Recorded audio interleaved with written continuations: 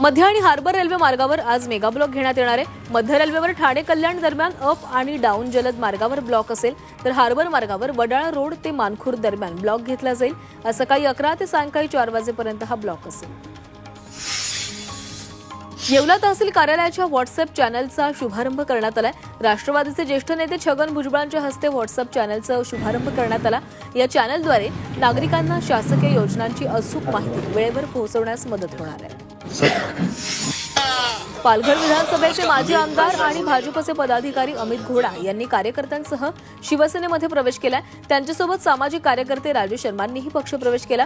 त्यामुळे पालघरमध्ये शिवसेनेची ताकद आणखी वाढणार आहे.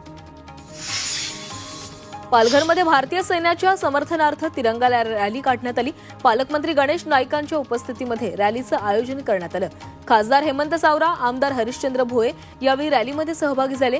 तसंच पालघरमधील नागरिकांसह भाजपच्या कार्यकर्त्यांनी देखील रॅलीमध्ये सहभाग घेतला.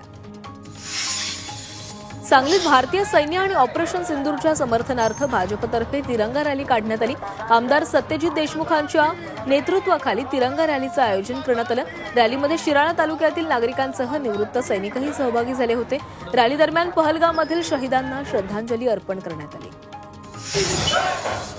ठाणे जिल्ह्यातील मुरबाड पोलीस ठाण्याचा कोकण विभागात प्रथम क्रमांक आलाय. 100 दिवसांच्या कार्यालयीन सुधारणांच्या कार्यक्रमाअंतर्गत मुरबाड पोलीस ठाण्यानं प्रथम क्रमांक पटकावलाय.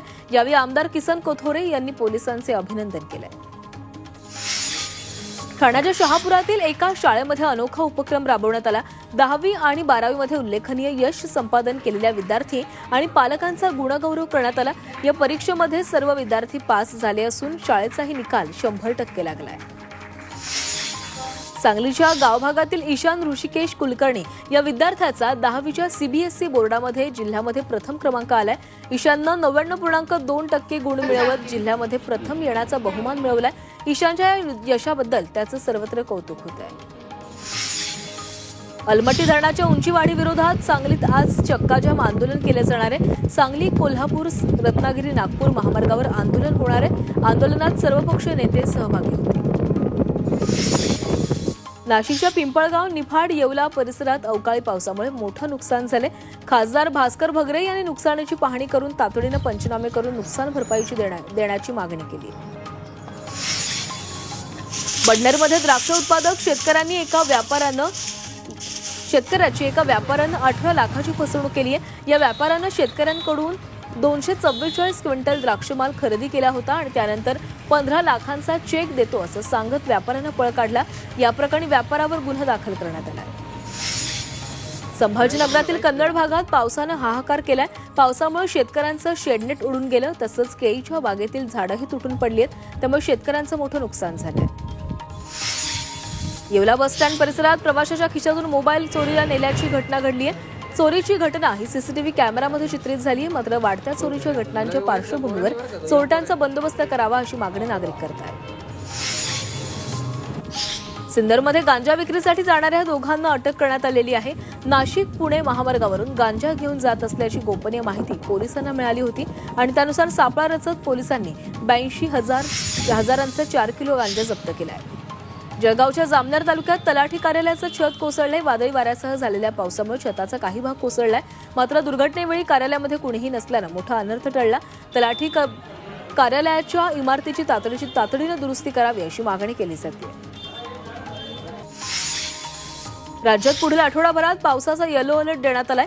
4 जिल्ह्यांना ऑरेंज अलर्ट आहे, तर 29 जिल्ह्यांनाही अलर्ट आहे. दरम्यान पुढील 2 दिवस मुंबईसह ठाणे, पालघर भागामध्ये सतर्कतेचा इशारा देण्यात आलाय. नवी मुंबईतील एपीएमसी बाजारामध्ये लिचीच्या हंगामाला सुरुवात झाली आहे. या बाजारामध्ये 160 ते 180 क्विंटल लिचीची आवक झाली आहे. तसंच लिचीला प्रति किलो 200 ते 300 रुपये दर मिळतोय. भारत बांगलादेश सीमेवर बीएसएफनं सोने तस्करीचा पर्दाफाश केलाय. सीमेवरून 1,11,00,000 सोनं जप्त करण्यात आलंय. बीएसएफ जवानांनी पश्चिम बंगालच्या हाकिमपूरमध्ये ही मोठी कारवाई केली आहे. यामुळे बांगलादेशातून सोनं तस्करी होत असल्याचं स्पष्ट झालंय. वाशिममध्ये पाण्याच्या शोधामध्ये एक नीलगाय विहिरीमध्ये पडल्याची घटना घडली. मंगरुळपीर तालुक्यातील जोगलदरी शेतशिवारात ही विहीर आहे. तत्काळ वन विभागाने धाव घेतली, मात्र रेस्क्यूसाठी आवश्यक साहित्य नसल्यामुळे अनेक अडचणी निर्माण झाल्या. तरीही काही प्राणीप्रेमींच्या मदतीनं या नीलगाईला विहिरीतून बाहेर केलं. केंद्र सरकारनं महाबोधी महाविद्याल बौद्धांच्या ताब्यामध्ये द्यावं अशी मागणी रिपब्लिकन सेनेचे अध्यक्ष आनंदराज आंबेडकरांनी केली आहे. तसंच पाकिस्तान गुडघ्यावर आलं असताना ऑपरेशन सिंदूर थांबवणं हे चुकीचं असल्याचं ते म्हणाले. विलेपार्ले येथे जैन समाजाच्या श्रद्धास्थळी पावसाळ्याच्या पार्श्वभूमीवर तात्पुरत्या शेडच्या उभारणीस न्यायालयाने परवानगी दिली आहे. या प्रकरणात मंत्री मंगल प्रभात लोढा यांनी मध्यस्थी केली होती. या आदेशानंतर बृहन्मुंबई महानगरपालिकेनं शेडच्या उभारणीला लगेचच सुरुवात केली.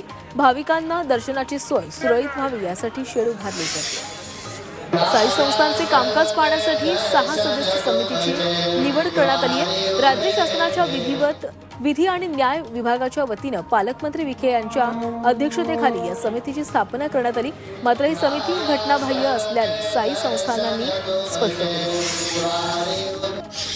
टपाल विभागाकडून जलद सेवेसाठी आता ड्रोनचा वापर केला जाणार आहे. रायगडमधील माथेरान इथं या सेवेची यशस्वी चाचणी घेण्यात आली. या ड्रोनद्वारे 9 किलो 800 ग्रॅम वजनाचं पार्सल अवघ्या 15 मिनिटांमध्ये कर्जतला पाठवण्यात आलं.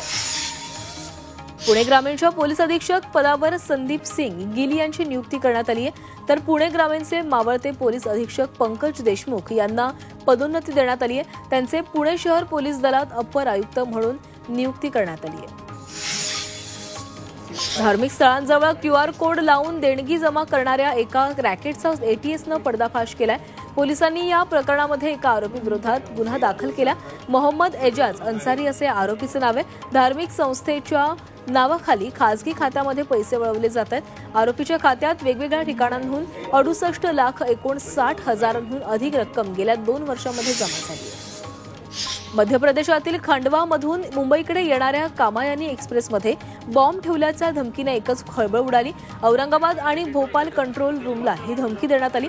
दरम्यान पोलीस यंत्रणेनं तत्काळ गाडी थांबवून संपूर्ण ट्रेन सर्च केली. त्या दरम्यान या अफवा असल्याचं उघड झालं. सोलापूरच्या बार्शी तालुक्यात चक्क न्यायाधीशाच्याच घरात चोरी झाली आहे. अज्ञात चोरट्यांनी तब्बल 15 तोळे सोनं जप्त केलंय. लंपास केलेला आहे. रोकडही लंपास केली आहे. तालुक्यातील पाथरी गावात राहणारं गायकवाड कुटुंब देवदर्शनासाठी कोल्हापूरला गेलं होतं आणि यावेळी चोरटे घरात शिरले. त्यांनी 15 तोळं सोनं आणि रोख रक्कम असा 12,23,000चा मुद्देमाल लंपास केलाय.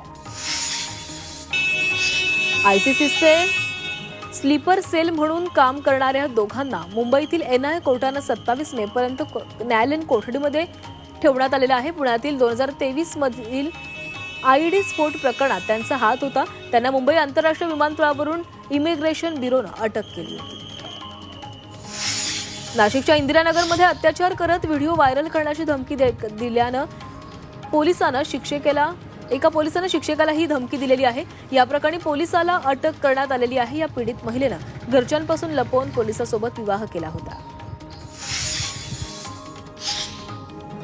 अकोल्यातील बाळापुरात रेशनच्या दुकानातील तांदूळ काळ्या बाजारामध्ये विक्रीसाठी नेण्यात येतात. या प्रकरणी बाळापूर पोलिसांकडून कारवाई करण्यात आली आहे. या कारवाईमुळे शासनाच्या रेशन दुकानातील धान्याचा काळा धंदा उघडकीस आलाय. कोल्हापुरातल्या शाहू मिल चौकात अज्ञात तरुणाकडून कारची तोडफोड करण्यात आली. एका तरुणाकडून मोठमोठे दगड मारतानाचा हा व्हिडिओ सध्या प्रचंड व्हायरल होतोय. तोडफोड झाल्यानंतर तरुण पसार झालाय. दरम्यान पोलीस तरुणाचा शोध घेत आहेत.